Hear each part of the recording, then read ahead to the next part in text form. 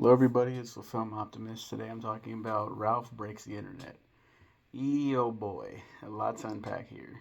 So, not too much long after the events of Wreck It Ralph, we see Ralph and Vanellope hanging out in Game Central Station. Ralph is pretty content with his life, always has been, but Vanellope earns, yearns for more. There's some insecurity there on Ralph's part to please his friend, but Vanellope assures him everything is fine. So what does Ralph do? He goes into Sugar Rush and fucks with the system by creating a new shortcut to add some excitement in the life of our lovable, glitchy princess. Because she's officially gone turbo, a kid who's playing as her tries to regain control and accidentally breaks the arcade cabinet's steering wheel. The money to replace it is way too high, so Mr. Litwack, the arcade's owner, decides that it might be time to sell Sugar Rush. Chaos ensues, and at the same time, Litwack has installed this wonderful thing called the internet.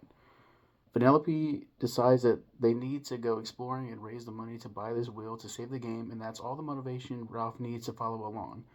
What follows is a terrible moral tale for children. Without spoiling anything, I'll just say what I say to everyone. This is Disney's The Emoji Movie. It fails miserably as a sequel. It could have been so much worse, but yeesh, there's a lot of problems with this one. So, I can spoil it now. It's been years since the release of this film. I was excited. It should have been called Ralph Wrecks the Internet. Breaking the Internet was the thing. Haha, it's funny. We knew this is where they were going with the sequel to the Internet. Cool, awesome. But what exactly were they going to do in the Internet? It's going to be online gaming. There's this game they go to called Slaughter Race. It's a battle royale racing centered game. One of the main characters there is Shank. She's a badass. She's voiced by Gal Gadot, who does a fantastic job here. And Vanellope loves her, idolizes her immediately, and wants to be her. Loves pedal to the metal racing. And Shank is like, "Hey, you got some moves. You could fit in over here." Um, to get money, they go to eBay, which is like people don't really use eBay that much anymore. So this already feels dated. YouTube exists, right? In this, you see all these websites. Google, they don't use Google. They use Knows More. And Alan Tudyk voices Knows More. He voiced King Candy in the first film. He's been in everything. There's a there's a Alfred Molina is Double Dan. That's crazy. Um, there's just a lot here. So yeah. So oh, and then Fix It Felix and Sergeant Calhoun are together. There's a little side story where they take all the kids from Sugar Rush because they want to be parents, and parenting is hard, but they like somehow find the secret of being good parents. Like there's a lot of shit going on. It's like what is going on here? Knows More search engine. They're trying to figure out how to get money. They go to the dark web um, to make money. And they're like, hey, you can go to this game called Slaughter Race, and if you win this thing in Slaughter Race and get this amazing item, you can bring it back here and get money. They're like, yeah, we need to get money so we can buy eBay. It's like, how is this even working with these virtual characters trying to raise money? Like, oh my god. Then they go to BuzzTube, BUZZZ Tube. Um, there's a girl named Yes, which is supposed to be Yas, but they changed it to Yes, maybe because of the ass. I don't know.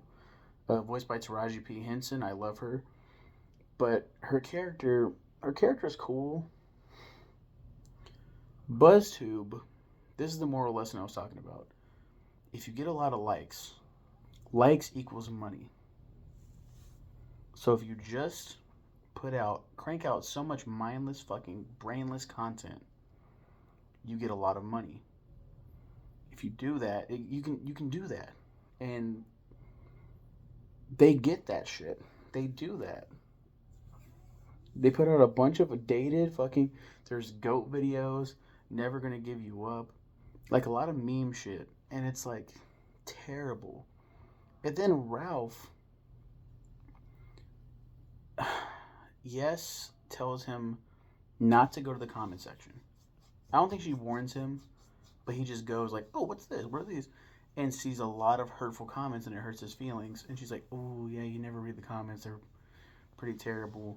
I should have warned you." And it's like, man, like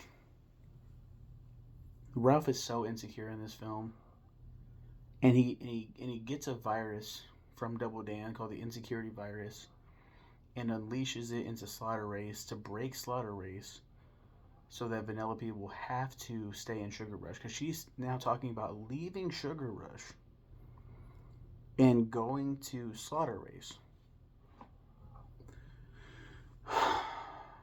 So they're gonna shut down Sugar Rush. They're gonna take all these characters. Man, I'm like, I guess I'm such a purist, and I get like what the moral is. Like you're supposed to let your. It's almost like a father and daughter relationship, and he's feeling very insecure because he has to lose his little girl, even though they're friends. But he's still very sad and torn, and he lets her go. He eventually lets her go to Slaughter Race, but this is a big problem. Vanellope's on the side of the fucking arcade cabinet. She is a very important character in the world of Sugar Rush. Her character is just gone now. Meaning, when people play the game and they want to play as their favorite glitchy racer, glitchy princess, she's not there anymore. How do they fix that? How do they amend that? How do they explain that? They don't. It's a pretty massive plot hole.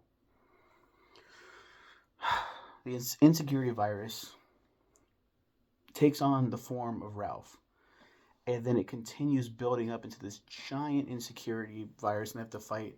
He has to battle his own insecurity. It's fucking dumb. It's so stupid. The more I'm talking about this film, the more agitated I'm getting. Let's end it on a high note. What's something that I did like about the film?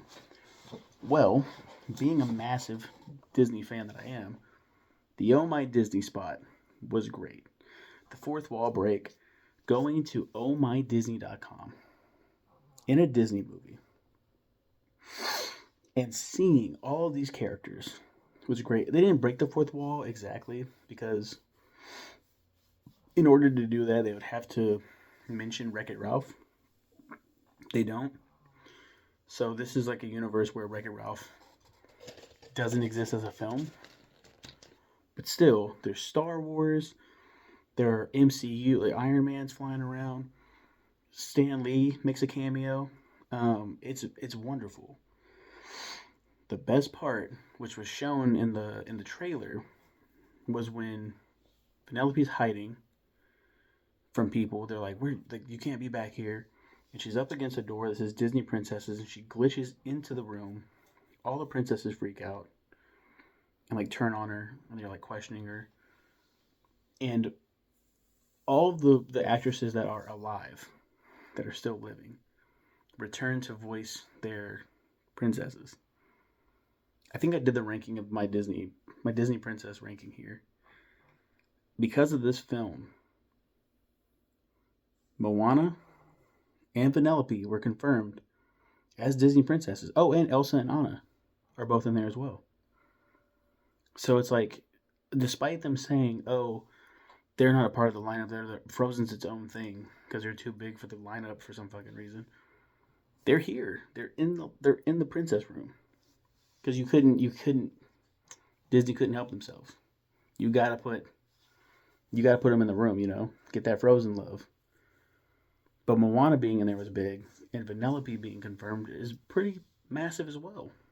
Um, I love the interactions with each other. I love their modernization, like them wearing T-shirts and that have little quirky coffee scribble, live, laugh, love font and stuff. And like, oh, it's really cool. The whole joke with Merida, they can't understand her accent. It's a very thick Scottish accent, and they're like, she's like, what is she saying? I don't know. She's from a different studio. That's so funny. Um, I was smiling like an idiot the entire time, and that's ultimately for me, selfishly, what saves this film. If it wasn't for the Oh My Disney, if you cut that out completely, If you just cut out the princesses, even if you had the Lucasfilm, Star Wars, Marvel, all that bullshit, and like there's Nick Wilde walking around too. Like there's the other there's characters. If you cut out the Disney princess stuff, this film's trash. This film is in the garbage. This would be a pessimistic review. This would be like, this film is unwatchable bullshit. Um, it's a pretty tough watch. It's pretty hard defending this film. You know, it's pretty it's pretty hard. But with that being said, this has been the Film Optimist. Take care.